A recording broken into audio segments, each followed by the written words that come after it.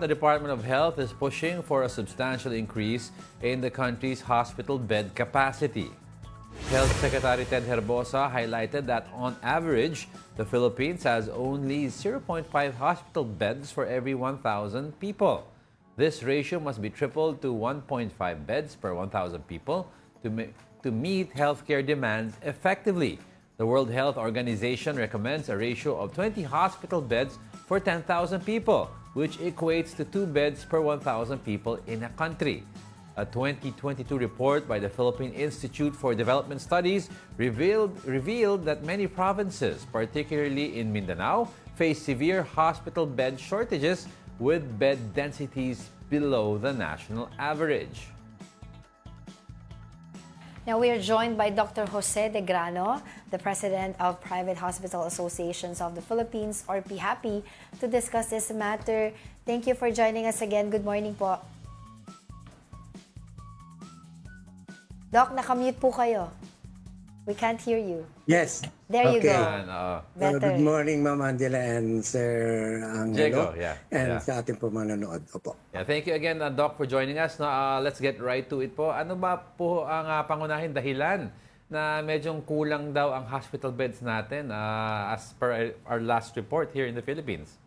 In our part po sa mga pribadong hospitals, I think the main problem is lack of nurses pa rin.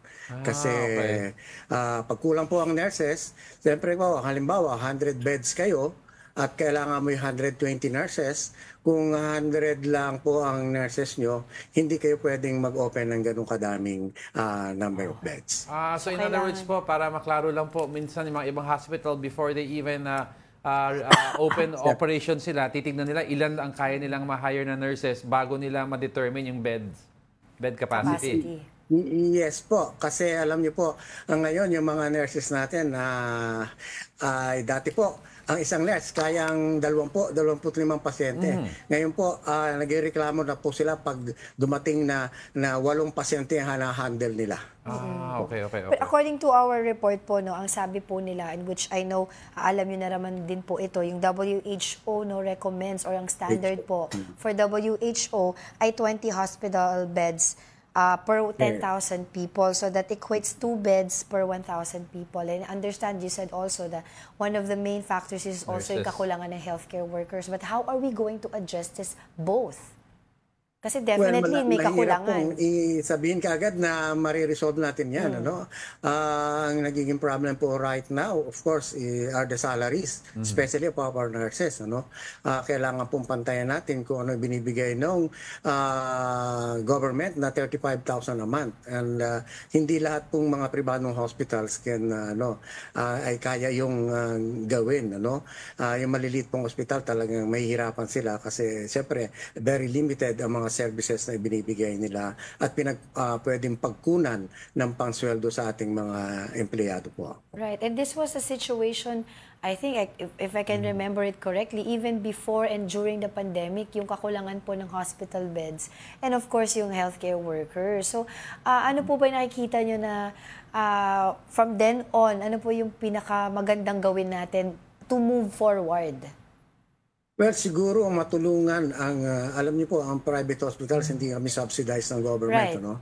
So, ibig sabihin, lahat po naming pansweldo, panggastos ay nanggagaling po sa mga income na na-generate namin sa aming hospital services. Ngayon, kung tutulungan po kami ng government, especially po sa pagsusweldo natin sa ating mga empleyado, especially ang mga nurses, para mapataas pa po natin ang pagbibigay ng sweldo sa kanila, at hindi sila umalis sa atin, ay palagay ko po mas magandang incentive yon para mag-stay sila dito at hindi na sila magbalak lumabas ng bansa. So, Doc, parang babalik tayo sa question. I'd like to know, we were talking about this the other time, may impact po ba ang kabagalan ng PhilHealth sa pagbabayad sa pagiging apprehensive ng mga hospital na damihan ng number of nurses?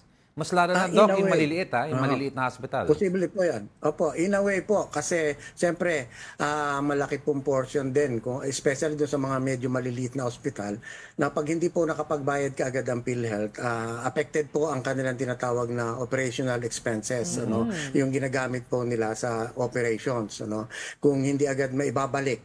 Remember, ito pong PhilHealth benefits, yan po ina-advance po ng mga pribadong hospitals. Kaya kung hindi po agad yan may babalik sa ating mga hospitals, ay maaari pong mahirapan sila na ituloy yung operations nila pagka nagkulang po sila ng pambayad. Opo.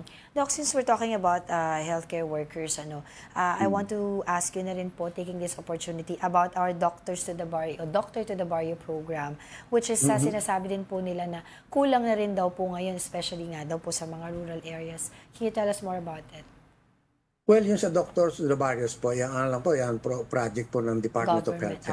At in-encourage na yung ating mga bagong doctors na magpunta sa mga different geographically, yung mga Mga DIDAS rural po tinatawag communities. natin. Pero ang alam ko po, recently, marami, But of course, how do we encourage them? Of course, yun po ang palagay ko, kailangan natin tutukan yan para na sa ganun po, maengganyo natin itong ating mga bagong doktor na mag-service dito sa mga areas na kulang po ang manggagamot. At talaga pong totoo yan, na kulang po especially doon sa mga areas na yon. At alam ko, tumutulong po ang local government units dyan. Right. And hopefully magstay sila doon after their assignment for 2 years. Yun ang goal nila. Yeah, Doc, we'd like to understand also na balik tayo ng konti sa nagiging issue sa salaries ng mga nurses natin. Yung mga maliliit po na hospital, kasi madami yan all over the country, no? And compare natin sa mga malalaking hospital, yung entry-level salary at saka yung maximum salary, pareho yan, Doc, regardless kung gaano kalaki o liit ang hospital. Palagay ko po, mahihirapan ang maliliit na ospital na yung mga entry level. Siguro, ngayon nag-average po ng more than 500 ang entry level sa level 2. Level 1, 2, 3 po yan. No? Okay. Yung iba po, umabot yan ng mga 600, 700 ang entry level.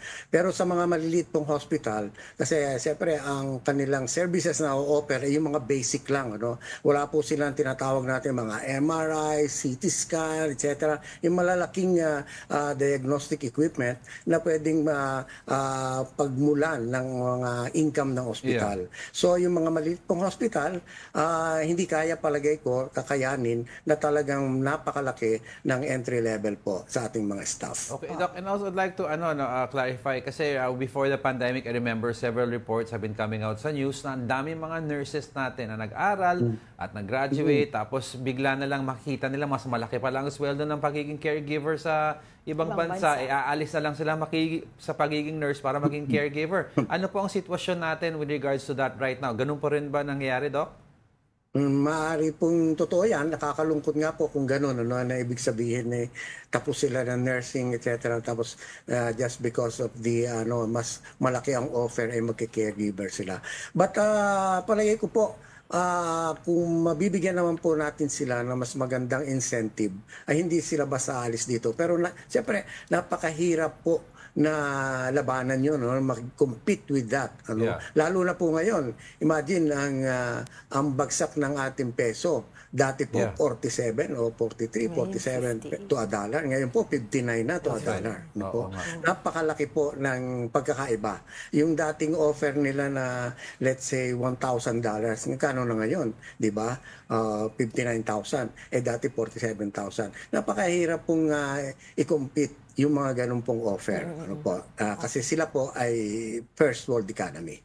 Well, we understand po yung pinaka-concern nyo po nga dito doon sa hospital beds and of course yung sa versus the healthcare workers. Pero paka-explain lang po sa amin, Doc, can you give us a picture or scenario kung paano po naapektuhan ng kakulangan ng beds yung mga serbisyong pangkalusugan, especially doon po sa mga local, rural communities like Mindanao. At may tinatawag pa daw po sila doon na lack of accurate beds. Yun nga po ang sinasabi ko. Halimbawa, katulad po ng mga hospital sa mga probinsya. Let's say, sabihin po natin na 20 beds ang aming ospital. Yes. At kinakailangan namin ay sa 20 beds, halimbawa, example lang po ay 30 nurses. Opo. Di kung halimbawa pong 30 nurses in order para maserbisyohan namin yung 20 beds, ay kailangan namin yung 30 nurses. Pero wala kaming makuha. Halimbawa, sa 10 lang po ang nurses. So, ibig sabihin, limitado po. Yung 20 beds, pwedeng sasabihin na lang ng hanggang 15 muna ang ating i-admit. Kasi kulang ating nurses. Dahil hindi natin mabibigyan ng magandang serbisyo kung wala tayong mga nurses. Yun po ang nagiging problema ngayon. Oo nga, dahil pang Lastly po pala, Doc, kasi sabi nyo, tinanong ko kayo kanina, anong magandang gawin natin to move forward on this? Sabi nyo, baka po pwede kayo mabigyan ng subsidiya ng gobyerno. Yes. And you're looking at how much, ilang porsyento po mula sa gobyerno? Well, whatever po na kaya nila ibigay sa amin naman on our side, siguro para lang namin kasi right now po, ang isang hospital, meron po yung mandatory na 10% na charity beds. Po. Kung 100 beds kayo po, ang 10% po niyan or 10 beds are charity beds. Para po halimbawa sabihin nila, magsasubsidize namin kayo, anong gagawin naman niyo on your part? Pwede namin po i-increase yung number of charity beds. Sa ganun po, at least mabigyan naman ng subsidy itong aming mga hospital at matulungan kami sa operational expenses na lagi po nating pinoproblema. Sa ganung pamamaraan po pala. Pero, Pero have we reached out to DOH regarding this? Well, palagi ko naman alam na rin po nila yan. But anyway, wala pa rin po kami masyadong pag-uusap dyan. Madali naman po siguro pag-usapan yan with Secretary Arbosa. Alright. Okay, thank you for your time. That was Happy President Dr. Jose De Grano. Thank you po. Salamat po ulit sa pagkakataon. Good morning, Doc.